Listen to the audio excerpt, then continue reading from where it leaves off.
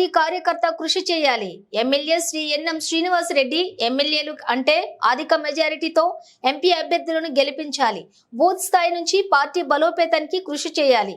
PCC chief ఆదేశానుసారం ఇతర పార్టీల నాయకులను కార్యకర్తలను పార్టీలో చేర్చుకోవడం జరుగుతుంది. ఇక బీఆర్ఎస్ లో మిగిలేది ఆ నలుగురే. కాంగ్రెస్ పార్టీ బలోపేతానికి ప్రతి కార్యకర్త కృషి చేయాలని మహబూబ్ నగర్ ఎమ్మెల్యే శ్రీ ఎన్ఎం శ్రీనివాస్ రెడ్డి పిలుపునిచ్చారు. రమేష్ యాదవ్ ఆధ్వర్యంలో ఈ రోజు మహబూబ్ నగర్ జిల్లా కేంద్రంలోని కాంగ్రెస్ పార్టీ కార్యాలయంలో బీఆర్ఎస్ పార్టీకి చెందిన యాదవ యువ నాయకులు ఈ రోజు Mahbubnagar MLA Shri N M Srinivas Reddy సమక్షంలో కాంగ్రెస్ పార్టీలో చేరారు.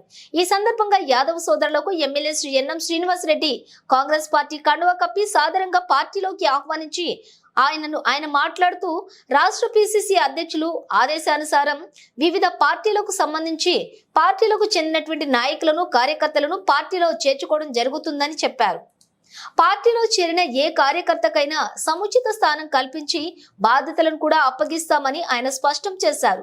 రాబోయే ఎంపీ ఎన్నికల్లో ఎమ్మెల్యే ఎన్నికల్లో కంటే ఎక్కువ మెజారిటీతో మహబూబ్ నగర్ నాగర్ కర్నూలు ఎంపీ అభ్యర్థులను అత్యధిక మెజారిటీతో గెలిపించి గౌరవ ముఖ్యమంత్రి రేవంత్ రెడ్డికి బహుమతిగా ఇవ్వాలని కాంగ్రెస్ పార్టీని బూత్ స్థాయి నుంచి బలోపేతం చేసేందుకు ప్రతి కార్యకర్త కృషి చేయాలని మహబూబ్ నగర్ మున్సిపాలిటీలోని 49 కౌన్సిలర్లను రాబోయే ఎన్నికల్లో గెలిపించుకోవాలని సర్పంచ్ ఎంపీటీసీ ఎన్నికల్లో సైతం కాంగ్రెస్ పార్టీ బలపరిచిన అభ్యర్థులను గెలిపించాలని ఆయన కోరారు. బీఆర్ఎస్ పార్టీలో కేవలం ఆ కుటుంబ సభ్యులే మిగులుతారని ఆయన తెలిపారు. పట్టణంలోని యువ నాయకులందరికీ కూడా ఆహ్వానం. భవిష్యత్తులో మీ అందరికీ కూడా సంస్థమైన స్థానం బాధ్యతలు పార్టీ నుంచి వస్తాయి. మన అందరి లక్ష్యం ఇప్పుడు ఎంపీ ఎలక్షన్స్ లో మన కాంగ్రెస్ పార్టీ అభ్యర్థిని ఎమ్మెల్యే ఎన్నికల కంటే కూడా ఎక్కువ ఓట్లు మనం తీసుకొచ్చి గౌరవ ముఖ్యమంత్రి గారు రేవంత్ రెడ్డి గారికి బహుమతిగా ఇవ్వాలి.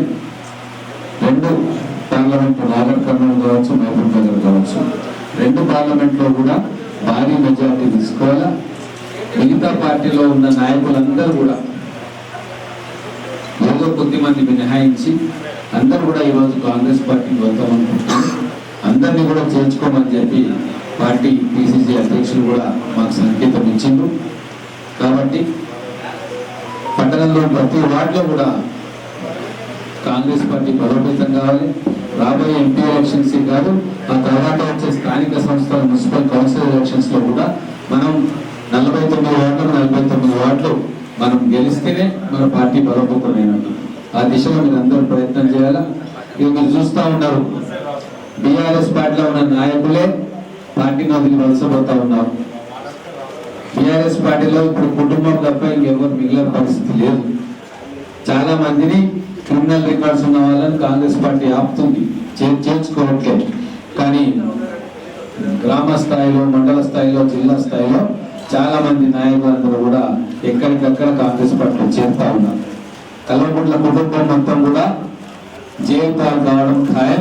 వాళ్ళు చేసిన అవినీతి కూడా వాళ్ళ బండారం అంతా బట్టబయలు అవుతా ఉంది. కేంద్ర ప్రభుత్వ ఏజెన్సీలు, రాష్ట్ర ప్రభుత్వ ఏజెన్సీలు వాళ్ళు చేసిన అవినీతి పనులను ఒక్కొక్కటిగా వెలికి తీస్తా ఉన్నారు. వాళ్లకు వత్తాసు పలికిన స్థానిక నాయకులు కూడా జైలు పాలు కావడం ఖాయం.